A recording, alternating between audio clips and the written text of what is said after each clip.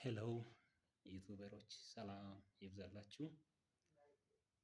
በድጋሚ ቀርቤያለሁ። ከአንድ ከመጽሐፍ ቅዱስ ክፍል አነባለሁ። ማቴዎስ ወንጌል ምዕራፍ 11 ከቁጥር 28 ላይ ያለውን ክፍል ከ28 እስከ 30 ያለውን ካነበብኩ በኋላ አንድ የእግዚአብሔርን ልብ ለእናንተ ሼር አደርጋለሁ። የእግዚአብሔርን ልብ ማለት የእግዚአብሔር ሀሳብ ነው። በጌታ በኢየሱስ ስም አነባለሁ። እናንተ ደካሞች ሸክማችሁ የከበደ ሁሉ ወደ እኔ ኑ፣ እኔም አሳርፋችኋለሁ። ቀንበሬን በላያችሁ ተሸከሙ፣ ቀንበሬን በላያችሁ ተሸከሙ፣ ከእኔም ተማሩ፣ እኔ የዋህ በልቤም ትሑት ነኝና ለነፍሳችሁም ዕረፍት ታገኛላችሁ። ቀንበሬ ልዝብ ሸክምም ቅልል ነውና። በጣም የሚገርመው ይሄን ክፍል ሳስብ ከዚህ በፊት እኔ ዳግመኛ ከመወለደ በፊት ማለት ነው የኃጢአት ኩነኔ በእኔ ላይ በነበረ ጊዜ በእኔ ልቤ ምን አይነት ሀሳብ ነበረ? እኔ በራስ የመተማመን ልብ ነበረኝ።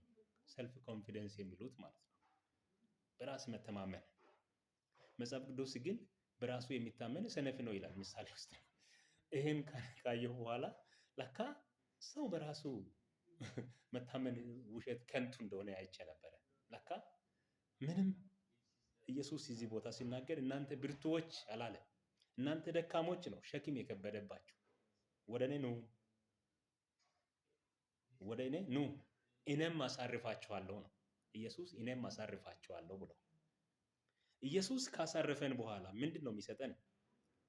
እኔም አሳርፋችኋለሁ፣ ቀንበሬን በላያችሁ ተሸከሙ። ለካ እኛ መጀመሪያ ተሸክመን የነበርነው የራሳችን ኮተት፣ የራሳችን ማንነት በራሳችን ለመቀየር፣ ኑሮን ለመቀየር፣ የተሻለ ህይወት ለመኖር እኛ ቀንበር ተሸክመን የኃጢአት ቀንበር፣ ሌሎች ምድራዊ ነገሮችን ኮተት ተሸክመን ነበር፣ ችግሮችን ማለት ነው። ለዛ እኔ ያሳርፋቸዋለሁ ነው። እኔን ተቀበሉኝና ከኔ ስሙ፣ ከኔ ተማሩ፣ ከዛ በኋላ የኔን ቀንበር ተሸከሙ። ኢየሱስ በእኛ ላይ ያሸከመን ቀንበር ምንድን ነው? ይህ ሸክም፣ ይህ ቀንበር ምንድን ነው? ወንጌል ነው። የወንጌል ቀንበር ነው። እኛ ዳግመኛ ከተወለድን በኋላ ኢየሱስ ለእኛ የሰጠን ወንጌል ነው። የወንጌል ቀንበር ነው። ለዛ ነው ሸክመም ቀልል ልዝብ ነው፣ ቀንበረ ልዝብ ነው ይላል። አሃ የእኛን ሸክም ኢየሱስ ይሸከማል።